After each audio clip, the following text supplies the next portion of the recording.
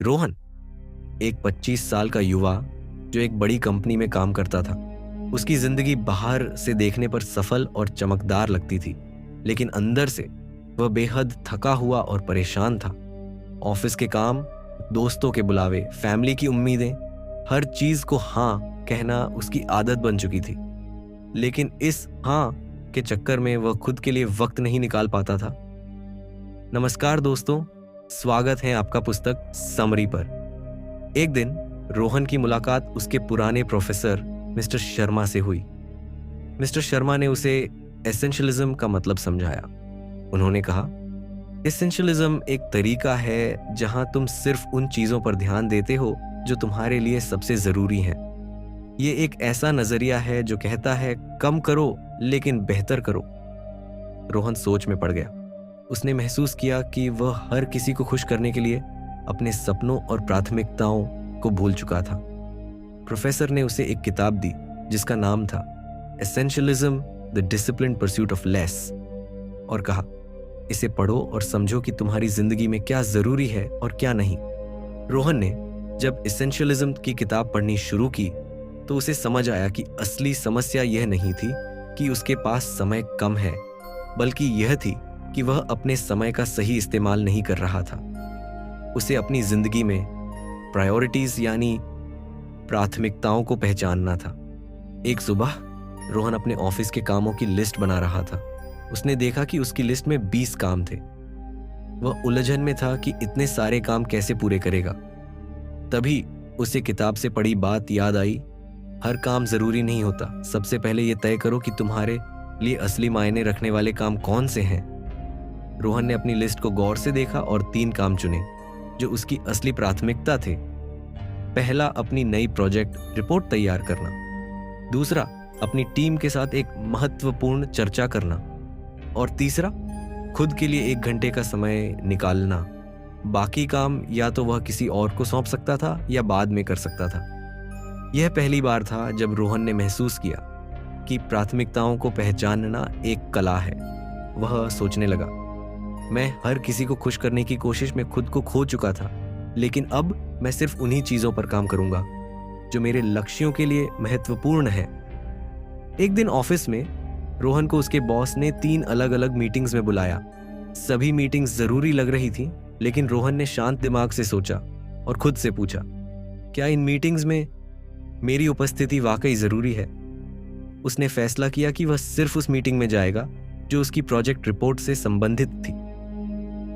Meeting के दौरान रोहन का फोकस इतना साफ था कि उसने एक शानदार प्रेजेंटेशन दिया। बॉस और टीम ने उसकी तारीफ की। उसी दिन उसने महसूस किया कि जब वह गैर जरूरी चीजों से खुद को हटाकर सही चीजों पर फोकस करता है तो नतीजे बेहतर आते हैं। एसेंशियलिज्म का माइंडसेट रोहन को यह सिखा रहा था कि हर चीज को करना जरूरी नहीं है। सही प्राथमिकताएं चुनकर और उन्हीं पर फोकस करके वह अपनी जिंदगी को ज्यादा प्रभावशाली बना सकता है। रोहन अब अपनी प्राथमिकताओं को समझने लगा था, लेकिन एक नई समस्या उसके सामने थी। हर दिन वह ढेर सारे विकल्पों का सामना करता था। ऑफिस में नए प्रोजेक्ट्स, दोस्तों के प्लान और घर की जिम्मेदारियां, हर चीज उसे जरूरी लगती थी। उसने महसूस किया कि हर विकल्प का सही आकलन करना उसकी अगली चुनौती है। एक दिन रोहन को 2 विकल्प मिले। पहला, एक नए प्रोजेक्ट पर काम करना जो उसके करियर के लिए फायदेमंद हो सकता था। दूसरा, अपनी टीम के एक छोटे काम में मदद करना जिसे कोई और भी संभाल सकता था। पहले की तरह रोहन बिना सोचे दोनों कामों के लिए हाँ कह देता, लेकिन अब उसने रुककर सोचा। उसने खुद से पूछा, क्या इन दोनों विकल्पों की वैल्यू बराबर है। उसने देखा कि नए प्रोजेक्ट पर काम करने से उसे अपनी स्किल्स को बेहतर बनाने और बॉस का विश्वास जीतने का मौका मिलेगा। वहीं टीम की मदद करना महत्वपूर्ण था, लेकिन यह काम उसकी प्राथमिकताओं में नहीं था। उसने फैसला किया कि वह अपनी ऊर्जा और समय उस काम में लगाएगा जिसका मूल्य ज्यादा है। उसने टीम को विनम्रता से समझाया कि वह अभी अन्य काम में व्यस्त है और उन्होंने उसका निर्णय स्वीकार कर लिया। यही वह पल था जब रोहन को एहसास हुआ कि हर विकल्प की वैल्यू का आकलन करना कितना जरूरी है। शाम को रोहन के दोस्त अर्जुन ने उसे एक पार्टी में बुलाया।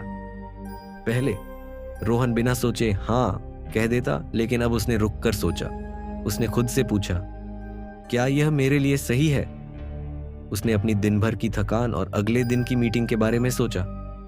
फिर उसने महसूस किया कि पार्टी में जाना उसकी प्राथमिकताओं के खिलाफ होगा। उसने अर्जुन को मना कर दिया और अपना वक्त खुद के लिए बचाया।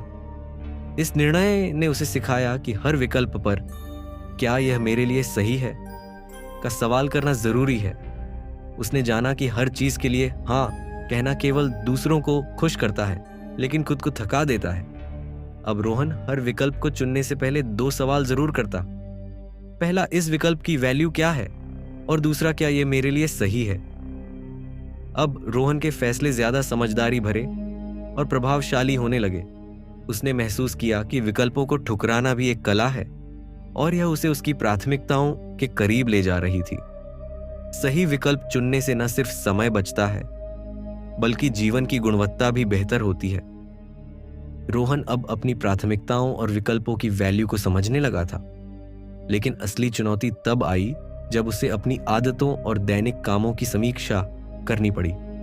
उसने महसूस किया कि उसकी दिनचर्या में बहुत सी ऐसी चीजें थीं जो न तो महत्वपूर्ण थीं और न ही जरूरी। अब समय था कि वह समझदारी से निर्णय लेना सीखे। एक रविवार की सुबह रोहन ने अपनी वीकली डायरी निकाली और पूरे हफ्ते किए गए कामों की लिस्ट बनाई। उसने देखा कि वह रोज घंटों सोशल मीडिया पर समय बर्बाद करता था, ऐसी मीटिंग्स में शामिल होता था जिनका कोई नतीजा नहीं निकलता था, और बिना सोचे समझे दूसरों की मदद के लिए खुद को परेशान कर लेता था। उसने हर काम को 3 कैटेगरी में बांटा। पहला, जरूरी काम, दूसरा, उपयोगी लेकिन बाद में किए जा सकने वाले काम, और तीसरा, अनावश्यक काम। ये देखकर वह हैरान था कि उसके दिन का एक बड़ा हिस्सा तीसरी कैटेगरी में जा रहा था। उसने खुद से कहा, मुझे अब इन गैर जरूरी कामों से खुद को दूर करना होगा। उसने सोशल मीडिया का समय घटाया, हर मीटिंग में शामिल होने की बजाय सिर्फ जरूरी मीटिंग्स चुनी और दूसरों की मदद करते समय अपनी प्राथमिकताओं का ध्यान रखना शुरू किया। रोहन को पता चला कि अनावश्यक कामों से बचने का सबसे आसान तरीका था ना कहना, लेकिन उसके लिए ना कहना आसान नहीं था। वह सोचता था कि मना करने से लोग उसे गलत समझेंगे या उससे नाराज हो जाएंगे। एक दिन उसका सहकर्मी राजेश उसके पास आया और कहा, रोहन, क्या तुम मेरी प्रेजेंटेशन बना सकते हो? मुझे समय नहीं मिल रहा है। पहले की तरह रोहन हाँ कहने वाला था, लेकिन फिर उसने खुद से पूछा, क्या यह मेरे लिए सही है? उसने विनम्रता से कहा, राजेश, मैं अपनी प्रोजेक्ट डेडलाइन में व्यस्त हूं। शायद तुम टीम के किसी और सदस्य से मदद ले सकते हो। पहली बार रोहन ने बिना अपराध बोध के ना कहा।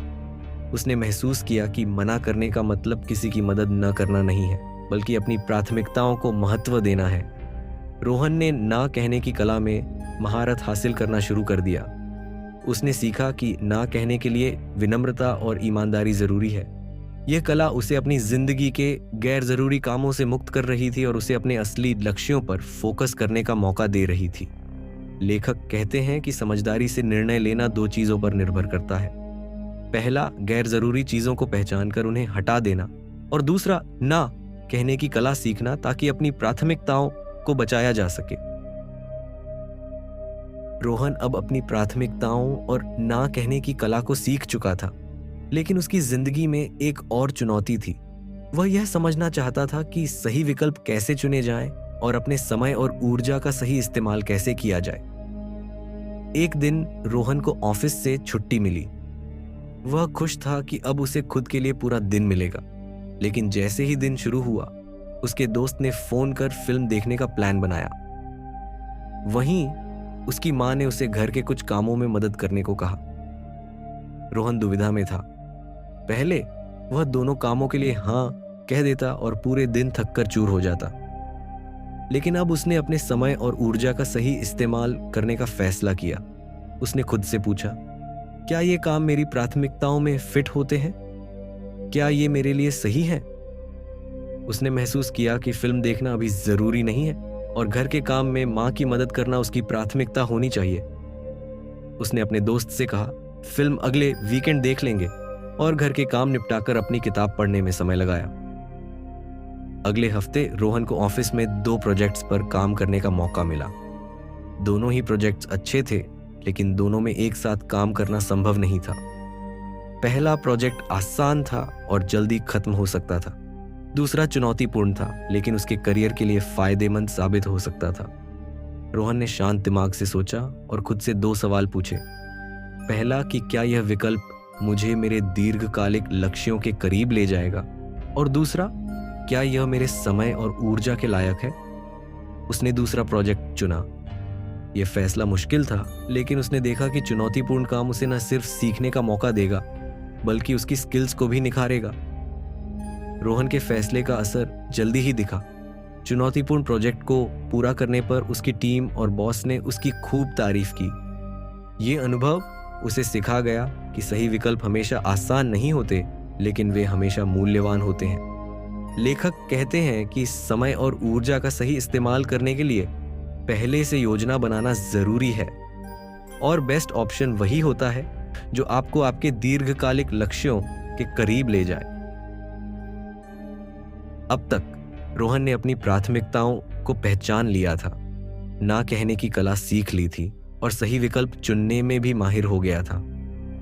रोहन अब ऑफिस में अधिक व्यवस्थित हो गया था, लेकिन उसकी पर्सनल लाइफ फिर भी असंतुलित थी। वह हमेशा अपने काम में इतना डूबा रहता कि दोस्तों और परिवार के लिए समय नहीं निकाल पाता। एक वीकेंड उसकी बहन ने उसे फोन किया और कहा, भैया, तुम हमेशा काम में लगे रहते हो, क्या हम साथ समय बिता सकते हैं? रोहन ने महसूस किया कि उसका काम जितना जरूरी है, उतना ही जरूरी उसके करीबी रिश्ते भी हैं। उसने फैसला किया कि वह अपनी प्रोफेशनल और पर्सनल लाइफ के बीच संतुलन बनाएगा। उसने ऑफिस के लिए तय कर लिया कि वह शाम 7 बजे के बाद किसी भी काम की ईमेल या कॉल का जवाब नहीं देगा। इसके बाद का समय वह खुद के लिए या अपने परिवार के साथ बिताएगा। अब उसकी दिनचर्या संतुलित हो चुकी थी। वह सुबह ऑफिस के कामों पर पूरा ध्यान देता और शाम को अपने दोस्तों और परिवार के साथ समय बिताकर खुद को रिचार्ज करता। लेखक कहते हैं कि बाउंड्री सेट करने से आप अपने समय और ऊर्जा को बर्बाद होने से बचा सकते हैं, और बैलेंस बनाए रखना न सिर्फ आपकी प्रोडक्टिविटी बढ़ाता है, बल्कि आपके रिश्तों को भी मजबूत करता है। एक दिन रोहन ने अपनी दिनचर्या और कामों की एक लिस्ट बनाई। उसने गौर किया कि वह कई ऐसे काम करता था जो न तो महत्वपूर्ण थे और न ही उससे किसी को असली फायदा हो रहा था। जैसे हर हफ्ते दोस्तों के प्लान में शामिल होना, भले ही वह थका हुआ हो। ऑफिस के हर छोटे काम की जिम्मेदारी खुद लेना, खुद के लिए समय निकाले बिना दूसरों की समस्याओं में उलझे रहना। रोहन ने इन कामों को सरल बनाने का फैसला किया। दोस्तों के साथ समय बिताने के लिए महीने में एक दिन तय कर लिया। ऑफिस में छोटे काम टीम को डेलीगेट करना शुरू किया। अपने दिन का पहला घंटा सिर्फ खुद के लिए रखा। रोहन की जिंदगी अब पहले से ज्यादा संतुलित और व्यवस्थित हो चुकी थी, लेकिन उसने महसूस किया कि हर दिन उसकी ऊर्जा एक समान नहीं रहती। कुछ दिनों में वह बेहद सक्रिय और फोकस्ड रहता, जबकि कुछ दिनों में छोटी छोटी चीजें भी उसे थका देती। उसने समझा कि सफलता का रास्ता सिर्फ समय प्रबंधन से नहीं, बल्कि ऊर्जा प्रबंधन से भी होकर गुजरता है। एक बार रोहन ने गौर किया कि उसका दिन 2 हिस्सों में बंटा होता था। सुबह के समय वह सबसे ज्यादा सक्रिय और ऊर्जा से भरा रहता था, जबकि दोपहर और शाम के बाद वह धीरे धीरे सुस्त हो जाता था। उसने सोचा, अगर मैं अपनी ऊर्जा को सही तरीके से इस्तेमाल करूं तो दिन भर उत्पादक रह सकता हूं। इसके लिए उसने कुछ उपाय अपनाए। पहला कि सर्वोत्तम ऊर्जा वाले समय में महत्वपूर्ण काम करना। उसने अपने सबसे क्रिएटिव और मुश्किल काम सुबह के वक्त किए। दूसरा है ब्रेक लेना। हर घंटे काम करने के बाद 5 से 10 मिनट का ब्रेक लेकर वह खुद को रिचार्ज करता। और तीसरा खुद की देखभाल। उसने अपनी डाइट और नींद पर ध्यान दिया। नियमित व्यायाम से उसकी ऊर्जा स्तर बढ़ने लगी। इन आदतों ने उसकी प्रोडक्टिविटी को 2 गुना कर दिया। अब वह ज्यादा काम कम समय में कर लेता था। रोहन ने महसूस किया कि ऊर्जा प्रबंधन के साथ साथ ध्यान और एकाग्रता बनाए रखना भी जरूरी है। उसे अक्सर सोशल मीडिया, ईमेल या अन्य चीजों से विचलित होना पड़ता था। एक दिन उसने डीप वर्क नामक एक टेक्निक के बारे में पढ़ा। उसने इसे अपने जीवन में अपनाने का फैसला किया। दोस्तों, इस बुक का भी ऑडियो बुक इस चैनल पर उपलब्ध है, आप देख सकते हैं। रोहन ने अब डिस्ट्रैक्टिंग चीजों से बचाव करना शुरू किया। उसने काम करते समय अपने फोन को साइलेंट मोड में रख दिया और सोशल मीडिया नोटिफिकेशन बंद कर दिए और पोमोडोरो तकनीक अपनाना शुरू किया। उसने 25 मिनट तक फोकस्ड काम करने और फिर 5 मिनट का ब्रेक लेने का नियम बनाया और मेडिटेशन करना शुरू किया। हर सुबह 10 मिनट ध्यान करने से उसका दिमाग शांत और फोकस्ड रहने लगा। जल्द ही उसने देखा कि अब वह कम समय में ज्यादा काम कर पा रहा है। उसकी एकाग्रता इतनी बढ़ गई थी कि वह जटिल समस्याओं को भी बिना थके सुलझा लेता था। लेखक कहते हैं कि ऊर्जा प्रबंधन से आपका समय और मेहनत दोनों बचते हैं और ध्यान और एकाग्रता बढ़ाने के लिए सही आदतें और तकनीकें अपनाना जरूरी है। अब तक रोहन ने अपनी प्राथमिकताएं तय कर ली थीं, सीमाएं बनाई और ऊर्जा प्रबंधन में महारत हासिल कर ली थी। लेकिन एक बड़ा सवाल अब भी बाकी था, विचारों और योजनाओं को वास्तविकता में कैसे बदला जाए। अक्सर ऐसा होता है कि हम बेहतरीन प्लान बना लेते हैं लेकिन उन्हें क्रियान्वित नहीं कर पाते। रोहन के सामने भी यही चुनौती थी। रोहन ने महसूस किया कि योजनाएं तभी सफल होती हैं जब उन्हें समय पर और सही तरीके से अमल में लाया जाए। एक दिन उसके बॉस ने उसे एक प्रोजेक्ट दिया और कहा, हमें इसे 3 हफ्तों में खत्म करना है, क्या तुम तैयार हो?